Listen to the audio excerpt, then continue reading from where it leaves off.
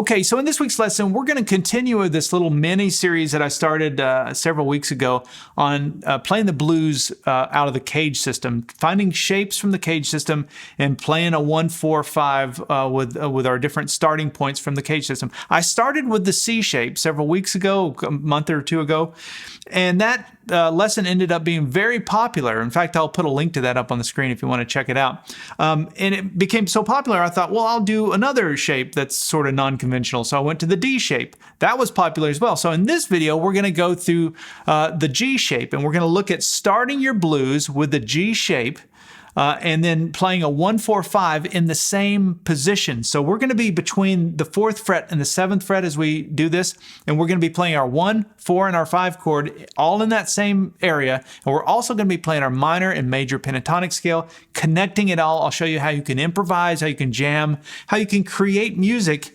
in this one spot. And actually what's cool about it is you'll be able to move your hand up or down the fretboard and switch keys, and that's why I like this. There's no open strings. It's all closed position. So in this video, we're going to go through everything that I played in the intro. I'll show you how to play it all. I'll put the tab up on the screen and all of that. If you'd like to get the extra materials for this, get the tab PDF file that you can download and you can print off if you want to, or also have access to the interactive tab viewer, which is on screen. You've got the video and tab on the screen at the same time. There's no talking, so you can just review just the tablature to the little composition, and you can loop sections and slow down playback. It's a great way to learn. You can get those extra materials for this lesson by going to activemelody.com and doing a search for ML132. Okay, so we're going to be playing a blues in the key of B. Our 3 chords when we're playing in the key of B are B for the 1 chord, E for the 4 chord, and F sharp for the 5 chord, but that's almost just irrelevant. And what I mean by that is we're going to be looking at one hand position, and once you can link one chord to the other in this area, the names of the chords and even the names of the notes don't matter so much. That's where you want to get to when it comes to playing and thinking about music and writing and improvising. You really start to feel your way through the intervals, and it's a different way of thinking about it than I need to find a such and such note, you know, put whatever label you want and then try and locate it. It's just a different way of sort of feeling way around the fretboard. They're both important, but anyway, in this one we're going to be looking at the key of B, and I chose that key because it's sort of in the middle of the fretboard. So we're going to be using the G shape. So what do I mean by G shape? I think most of you know this, but when it comes to the CAGED system, we take our shapes from the first position down here and we play them all in different spots on the fretboard. This was one I always avoided because I couldn't do it. I physically couldn't do it. So if you take a G chord, for example, and you move it up, you got a bar here where the nut was, that's a G sharp. That's really difficult thing to do, and you know, I've got pretty good strength in my hands and I can barely do it on an acoustic guitar. So that's an A. So anyway, because of the pain of that, I just avoided this shape and thought, well, there's 5 shapes from the CAGED system. I'll deal with the other 4. I'll just sort of skip this one. That was my logic. And it was fine. I was able to do everything I wanted pretty much. But when I realized, like 20 years later, wait, I don't have to play all 6 strings at once. I don't have to think of it that way. All these shapes are they're spelling out an area and really just giving you a hand position. So let me demonstrate what I'm talking about. So in this song, we're going to be playing a blues in the key of B. So we need to find our B note using your pinky, your little finger, and in this case, that would be on the 7th fret. That's your B note. And so what we're going to do to play a B chord using that G shape is I'm going to play that note, and then I'm going to bar here on the 4th fret, and I'm going to play the top 4 strings of my guitar, top in terms of pitch. 4, 3, 2, and 1. That's the top part of that G shape. I didn't have to play it all at once. I can come down here and hit the bottom half if I want and do something different with that. So that's how I think of this G shape. I have the bottom half and I have the top half. And that splits it into 2 parts. It makes it so much easier to manage. So in this top half, I've got my G chord. I can come down 1 with my pinky. I've got a G major 7. I can come down 1 more, and I've got a G7. So look at that. That's one idea you can walk away with just there. I already mentioned that I was playing the 7th fret 1st string. That was my B note with my pinky. Well, there's another B note on the 3rd string. So just kind of file that away. Those are your root notes. That's the chord shape. That gives me a major 7. That gives me a dominant 7. Okay, so when it comes to the bottom part of the chord shape, for the most part, I never use my pinky there. Even though it's the root note, that's another B note, I don't really use it because it's kind of awkward for my hand to make that. So what I do use all the time, though, is this little shape. Because look at this, I can do little hammer-ons. And I talk about these all the time. And this is kind of that Hendrix rhythm thing where he would do this. All those little embellishments and things. It's coming out of this G shape. So just remember, you've got the bottom part and the top part, but it's all the same region. So once you can see that, the next thing we're going to do is we're going to connect our pentatonics. We're going to start with our major pentatonic scale. You're going to love this. Once you see this, you can't unsee it. So my B major pentatonic scale is right there. That's pattern 1. So when you see pattern 1 now, of your major pentatonic scale, now you can see the G shape. It's outlining pattern 1 of your major pentatonic scale. When I saw that for the first time, it was like, oh my gosh, it just sort of lit up a million ideas because now I can strum a chord and I can get into a lick. I can go into the blues and all of that stuff, right? So major pentatonic scale pattern 1 is inside of that G shape. Remember, the chord we're talking about is a B, though. So that's major pentatonic scale. Minor pentatonic scale looks like this. That would be my pattern 5 of my minor pentatonic scale. And you can see it starts with that B note here. It comes down to this B note. You can hear how bluesy that sounds. Comes all the way down to this B note. But it's all in that same region, though, of where that G shape is. So between the 4th fret and the 7th fret in this case. Now, if I wanted to do this in another key, if I wanted to do it in the key of C, just move everything up, right? There's my C major pentatonic scale now. Here's my C minor pentatonic scale pattern 5. And so forth and so on. So let's get back to B. So I mentioned you've got your B chord, you've got your B7 here, you've got another B7 here. So there's another flat 7 sound, which would be on the 7th fret, 4th string. So you can kind of add that. I'll just keep the bar there and I come up here with my ring finger to do it. You might want to use your pinky if that's easier, but that's the note. And I just really play those 3 strings, 4, 3, and 2. That's enough of it to sort of hint at that dominant 7 chord sound. Okay, so this little blues thing I'm about to play is kind of bluesy, it's kind of bluegrassy, kind of rockabilly. It's got a bunch of different styles. I wasn't really sure what to call it, but it is a 1-4-5.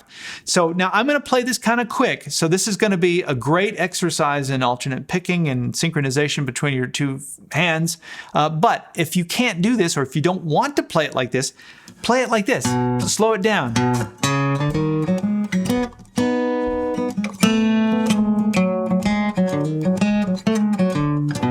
You could do this, or you could go even slower.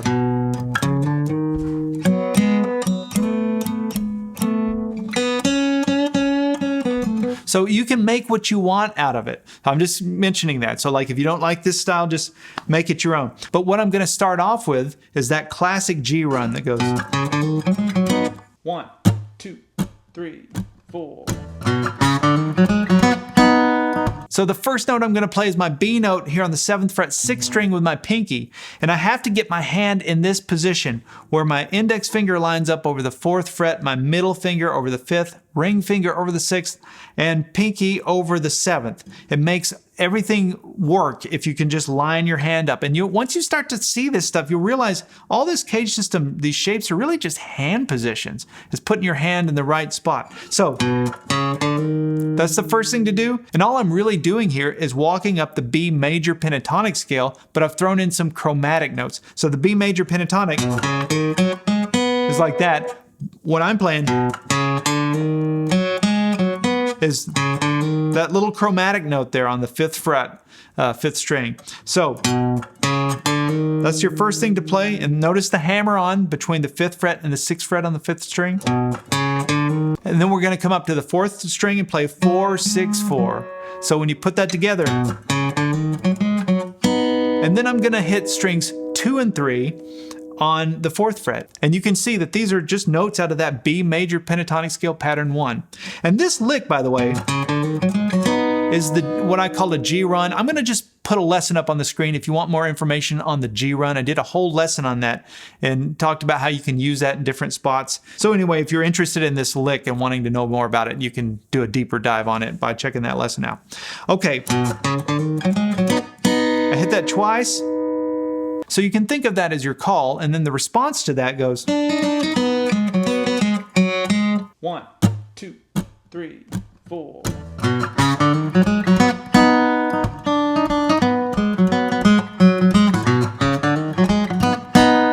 Again, just B major pentatonic scale. Well, except for this note. This is like your flat 3 that's in there, and you can hear that clash between the flat 3 and the major 3. It's creating a real nice dissonance. But just remember where that note is in relation to your pattern 1 major pentatonic scale. That's your flat 3. And you can always do that. It's that kind of Billy Strings sound, which he got it from Doc Watson. And I just love that flat 3 to the 3 thing. So what I played there was, I did that twice, and then back to the 4th fret 3rd string. And then I just stayed in the major pentatonic scale. So now I'm going to go back and I'm going to repeat that little G run, like, well, it's actually a B run because we're playing in the key of B. So we're going to go back and go, right, and play that same lick. And then the second response, so that's at the call again, and then the second response to that goes like this.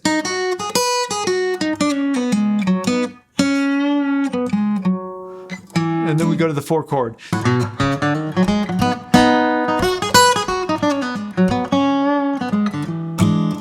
So let's look at this lick. So all I'm doing is I'm starting here on the 4th fret 2nd string, and I'm walking up the major pentatonic scale and back down, but we're still in pattern 1. So look at this. It's just up and down pattern 1. And then watch this.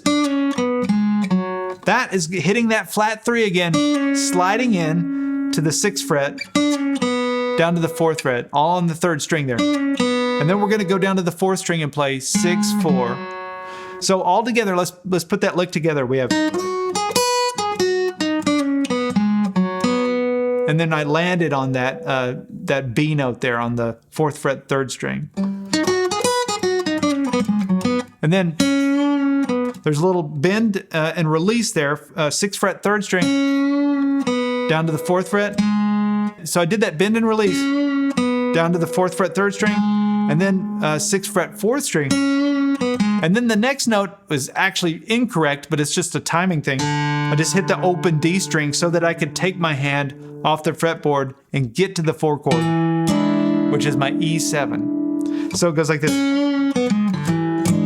So we've talked about all the G shape stuff. I showed you how to play it here and how to do the dominant 7 in 2 spots and connect your major minor pentatonic scale. Now we're going to be looking at the 4 chord, which is our E. And so our E chord in this neighborhood between the 4th and 7th fret would look like this. That's using the C shape. Now that's kind of a difficult shape to make, at least for me, for my hand and the leverage I have to make there. So the way I like to play this, especially if you're playing the blues, I just make it a C, or I make a C7 shape, which would be an E7, but I play it like this. So I have an E note here on the 7th fret 5th string. I have an E note here on the 5th fret 2nd string. So that's my E7 chord, using that C7 shape down first position. That's a little easier than trying to play the C chord like this. Plus it just sounds better when you're playing the blues. So I had that lick.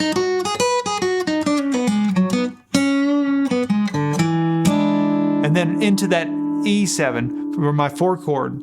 So while we're in this neighborhood and playing an E7, let me show you another little spot that you can play it using a little triad here. I can keep my index finger on this E note here, and then I can put my pinky on the 7th fret 1st string and my ring finger on the 7th fret 3rd string. and play that. That's kind of a non-conventional voicing of it, at least to my ear, but I love the sound of that and I use that a lot. And you can connect that to this. They're in the same area. It's just like the top part of this C7 shape. You can think of it like that.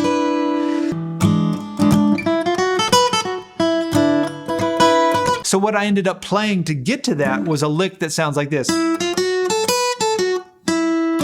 And then I went into that chord shape. So this lick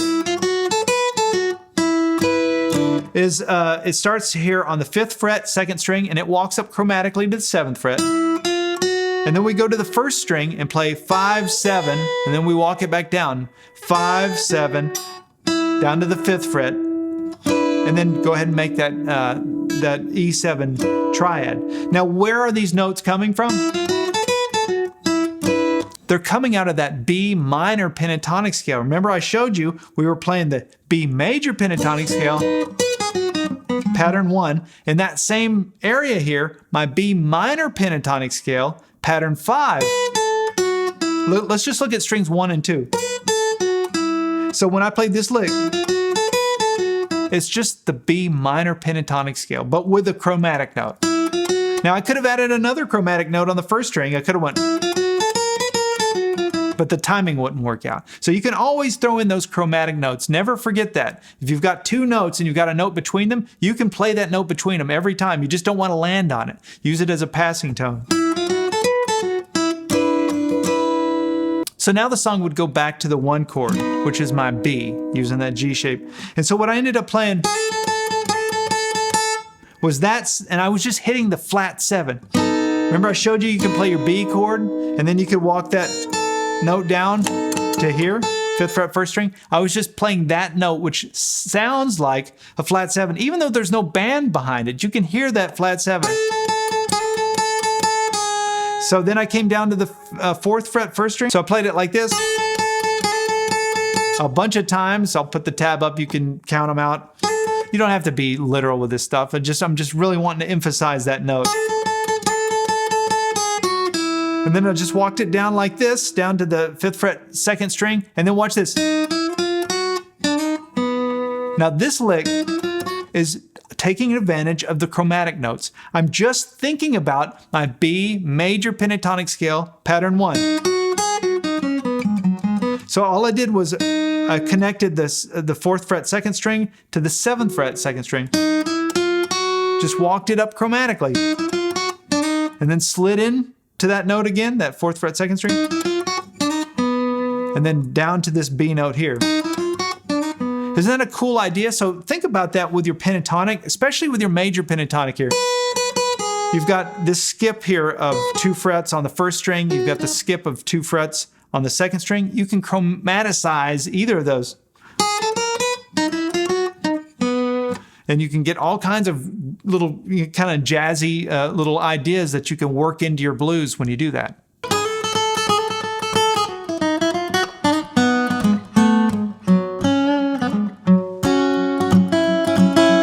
And then the song goes to the 5 chord, which is my F sharp. But I'm not thinking F sharp, I'm just thinking about this note. This is how it works in my mind. I've got my 1, that's the note for my 1, that's my B note, right? And I've got all the things I can do with the B, the scales and all those ideas. My 4 chord, I know where it is in relation to the 1, so I know it's right up above it. So I've got that C7 shape. And then the note for my 5 chord, from here, you can always take your 4 chord and go up 2 frets and play the note of your 5 chord. So that's my 5 chord. I can play it with my pinky. I can come down here with my index finger on the 4th fret, 4th string. And now I'm playing the D shape, which we talked about last week, actually. In fact, I'll put that lesson up on the screen if you want to go through all the things you can do with the D shape, playing your dominant 7 and all the different ideas. Those were talked about in that. But this is the way that I explained this last week. This is the way that I played that D shape because I can't do it like this. So look at how it's in the same neighborhood. 4th fret to the 7th fret. And my fingers are lining up over those frets that I talked about. 4th, 5th, 6th, and 7th. So everything is lined up. So I have stayed in the same spot for my 1 chord, my 4 chord, and my 5 chord. So to get to that 5 chord, I played this little bend and release on the 6th fret 3rd string, and that's just in my B major pentatonic scale, pattern 1. And I came down to this note, which is my F sharp. So played it with my index finger, and then I played the F sharp 7. So showed you how to play that. I'm going to lift my pinky and I'm going to put my middle finger down on the 5th fret 2nd string. That's how you convert that into a 7 chord, talked about in last week's lesson, the D shape, or a couple weeks ago.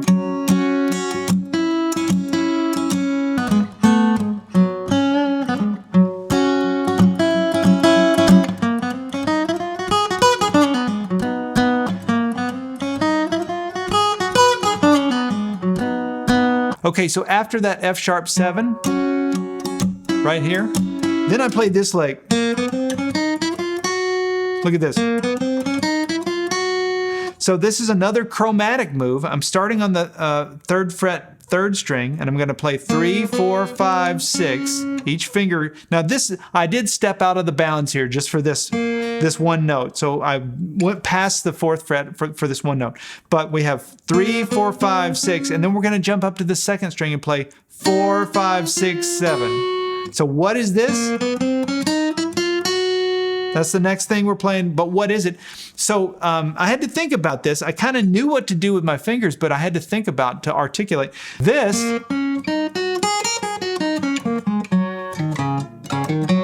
is my F sharp major pentatonic scale. So in this one spot, I switched to the major pentatonic scale of the 5 chord. I just sort of accidentally did it. Actually, I know the sound of that, and I know where it is in relation to the chord. So I know if I'm ever playing this D shape, I know I can take my index finger and come down here on the 3rd fret and play that little lick, and it's just going to sort of represent this chord. That's how I think about it. So I'm not necessarily thinking of note names or any of that stuff. I've just got all these little ideas memorized, or my fingers do. They sort of know how to do the dance. So if I'm ever playing this chord shape, I can do this little lick, but what it is the major pentatonic scale of this chord. So in this case, it's an F sharp major pentatonic scale, but I was playing it chromatically. So that would be pattern 3, by the way. Pattern 3 of my F sharp major pentatonic scale. But instead of playing it like that, I'm filling in those notes in between. It gives it much more of a jazzy, rockabilly kind of sound.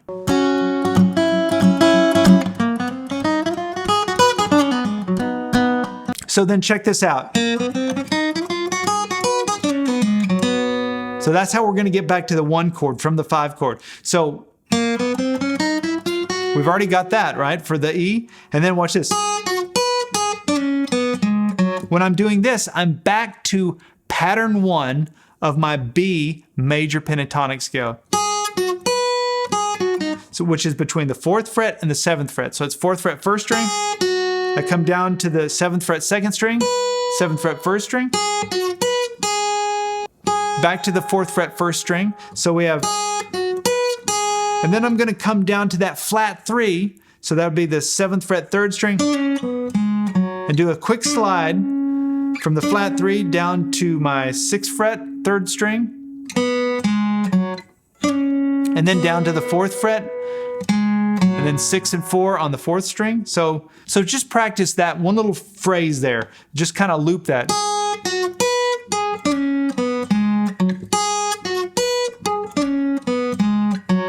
And then that last note is the 4th fret 3rd string. So all together from the 5 chord, which is our F sharp 7.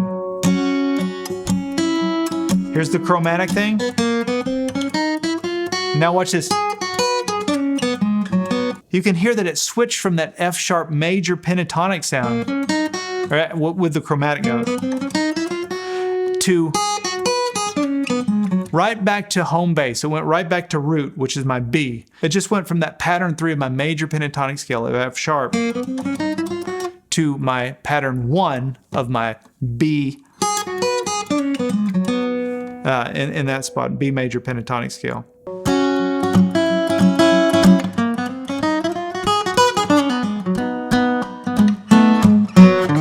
And then once I got to here, I just sort of played the chord like that, one finger, just strumming on strings 4, 3, and 2. And then I came up here and hit the flat 7, down to the 6th fret 5th string, and then the 7th fret 6th string, which is my B note.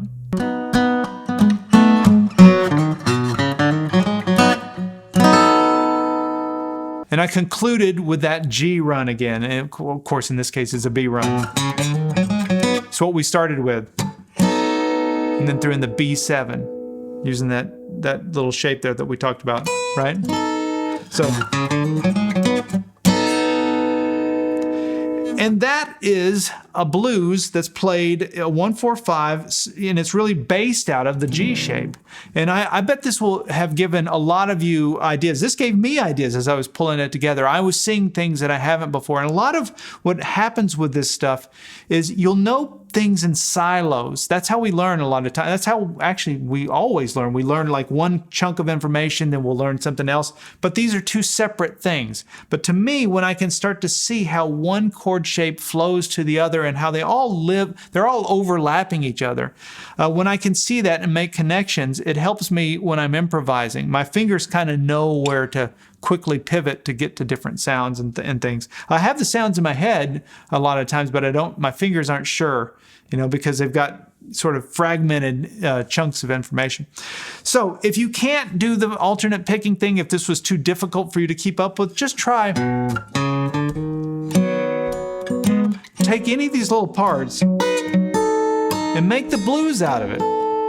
You got your 1 chord, here's your 4 chord. You know your scales. You can go to your 5 chord, and back to your 1 chord. And so just try, if you're fingerstyle, try doing fingerstyle. But take this idea. I've given you the tools. So now build something with it. You can build what I was building, but you can build something completely different. Where we're going to go with this, once I've wrapped this series up, is we're going to start, I'm going to do another, like a follow-up where we connect them. So we start with a G shape, but then we go into the A shape, and we go from the A shape to the D shape, and we start flowing across the fretboard. Right now, we're locking ourselves into little boxes, and we're learning it this way.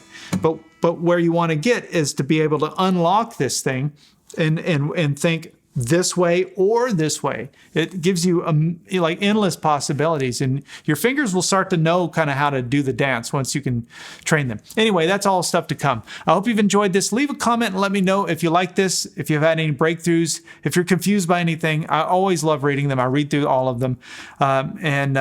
And give me a thumbs up and subscribe to my YouTube channel if you haven't done that. I would really appreciate it. I come out with new lessons like this all the time, every Friday. All right, we'll see you next week for something new.